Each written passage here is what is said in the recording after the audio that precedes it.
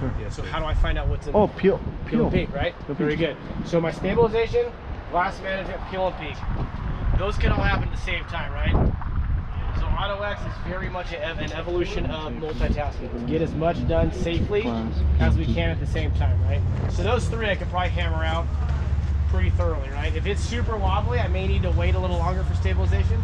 If I'm on all fours and I'm sliding step shocks underneath, I know I'm probably safe to start doing my glass management, right? So pop those as soon as that window's open.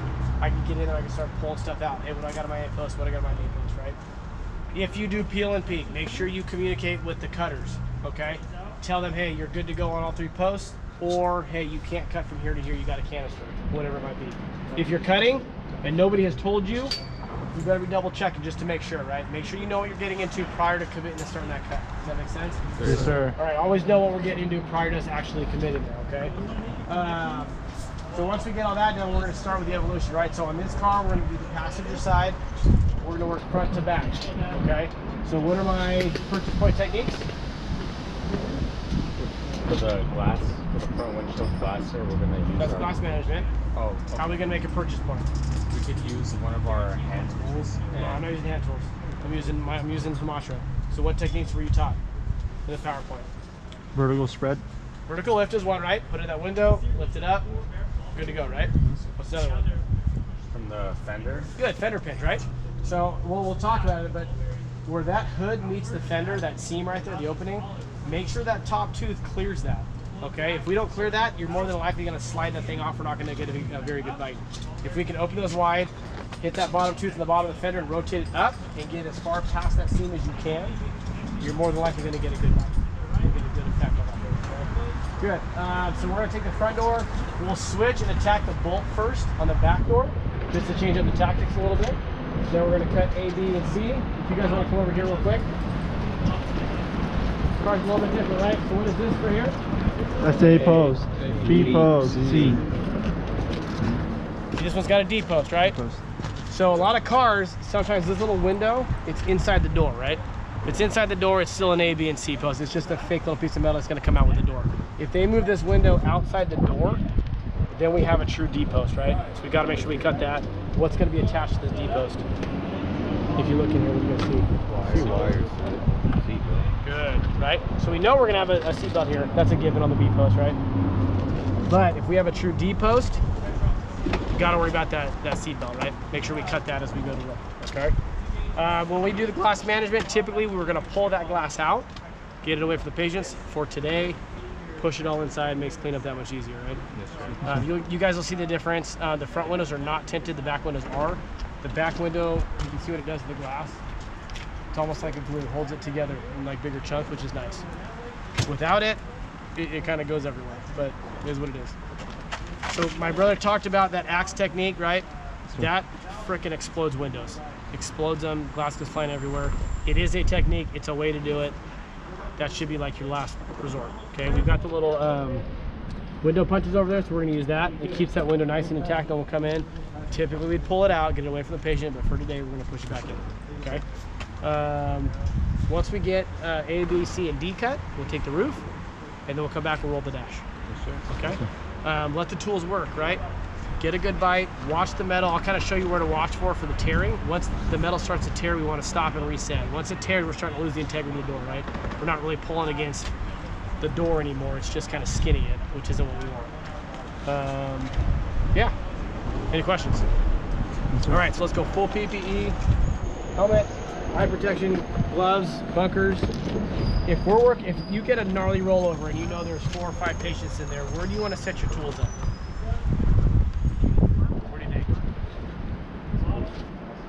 Not so much as, I mean, you want to be close, right? You want your hoses to reach, but where would you put your power unit? Maybe from the back side so you could pull it out. So I would put it like...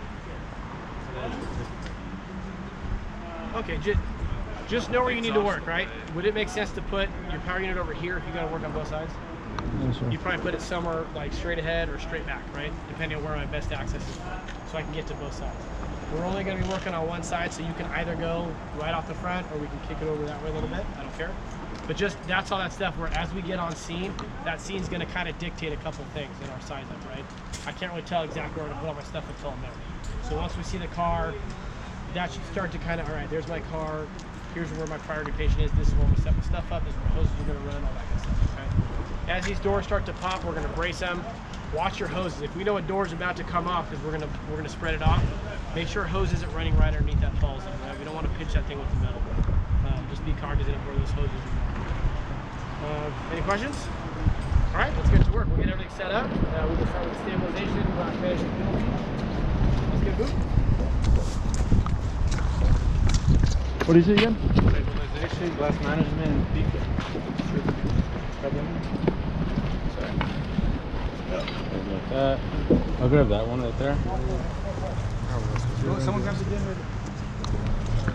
for stabilization. Yeah, stabilization. Glass management. We're just doing stabilization, yeah.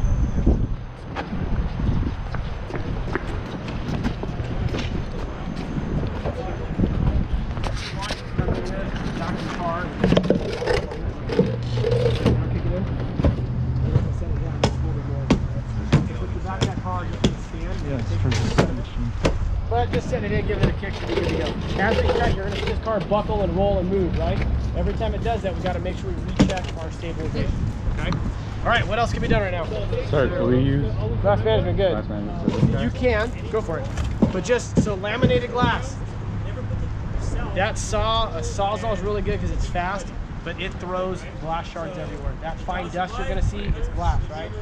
Close your mouths when you're working around in laminated glass, okay? You'll see them on the windshields, obviously. You may see them as a back window as well, okay? So as you saw, go ahead, you'll see it. Watch this right here. Up and down, up and down. You gotta go up and down like that. So that's what you're going very up and down, right? Oh, okay. Right? So the more here we go, that's a lot fighting, right? The more I angle it, the better off it'll be. Close your mouth, do that, right? Break down? Try to go to the corner, right? Cutting down this, right? All right, what else can we do right now? What else can we talk about? Stabilization's done. Glass management. What else can we do right now? Peek out. Step out. I don't care how you do it.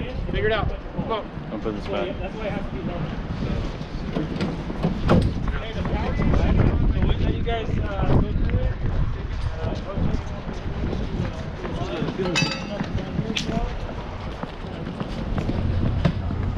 through it. You guys got all the hose? Just take it. The hose. Nope.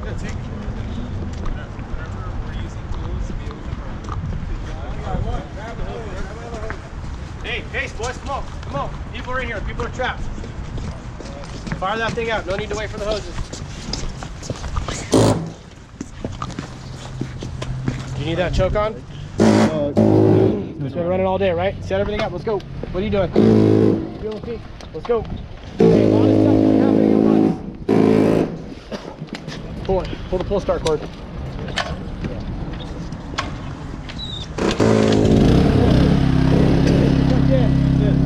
Get those hooked in right here. I need a cutters and spreaders hooked up.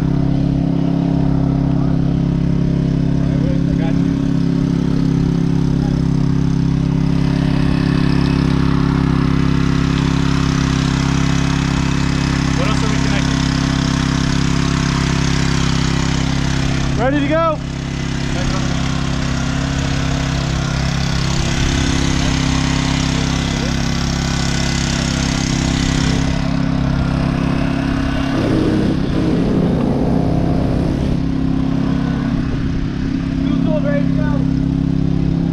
Spreader's ready to go.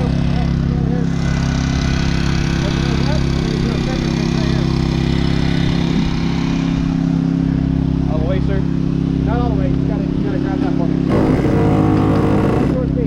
Right, angles matter. See how much more surface area we have now? Yes, sir. So open it up a little bit more, and then rotate that up. There we go. Okay. I'm gonna walk the seam right here, okay? So go ahead and start pitching. Open it up. Good. It's gonna spin it over, now it's gonna bite, right? That's where we go that much further over. It's gonna fight it 'cause it's so bubbly, but we got a good bite, right? Go ahead and pitch. I want to get enough here. Enough? No, sir. Need a little bit more. Can't get your teeth enough? Oh, my. Oh, like these? Oh, yes, sir. Yeah, perfect. That's a great job right there, right? Okay. Good. So you can open those back up.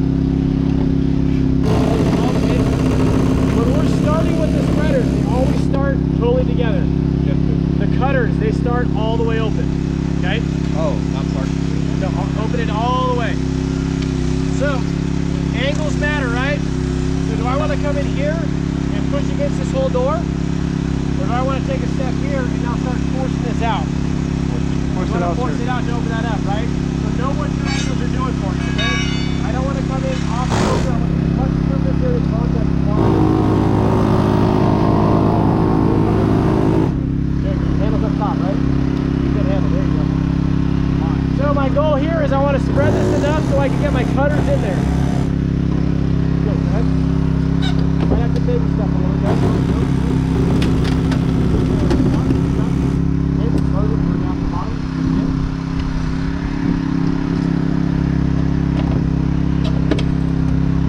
Okay, so stop right there. So what am I spreading against on that one? That's really nothing, right?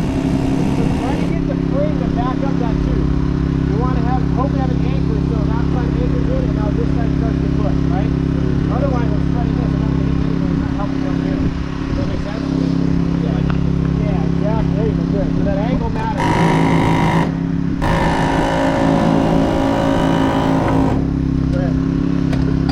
Probably good enough. That's probably good enough. Can I get my cutters in there? Probably, right? What kind of hinges do I have? Stamp. Fast or stamp? Stamp. Very good. 2 stamped hinges, right? Okay, so let's get the cutters.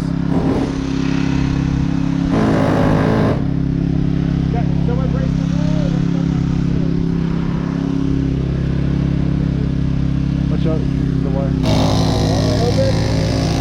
Good. You keep there.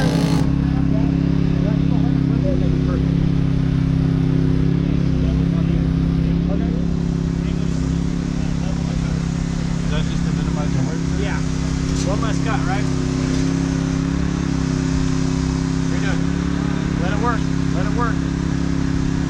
This tool will come down to a crawl at some point, but as long as we're hitting our way in, it's working, right? The way this works, it wants to pierce, it wants to drive everything to the throat of the tool. That's where the cutting happens. There you go, good. All right, bottom. So, see how low he has to go, right? Breathe. Stop. Okay, back out. See this tool? See the shape of the teeth? You got a big one, a little one, right? So to get this bottom one, you really got to drop down to hook it, right? See that? Get that bottom one, get around it. If I push this thing, what now? I can pretty much stand, right? A lot more efficient for my energy, right? And then if I come in here, grab that and then around, that's one less cut, okay? Does that make sense? Yes, sir. All about efficiency, right? Because when you do this in the field, it's going to be you and a partner, maybe just you, that's it. So the more we can conserve energy, the better off we are.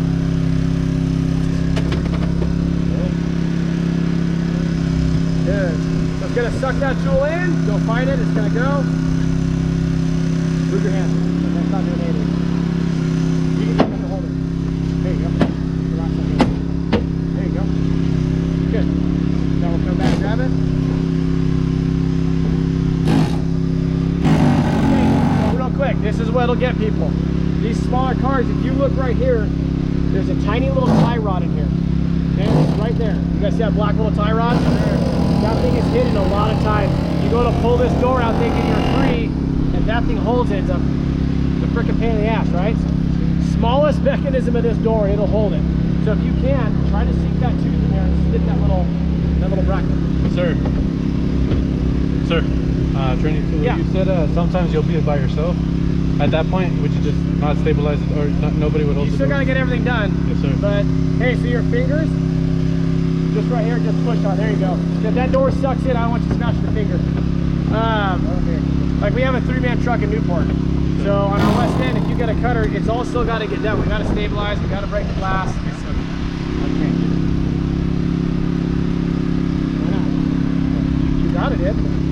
I think you stopped too early.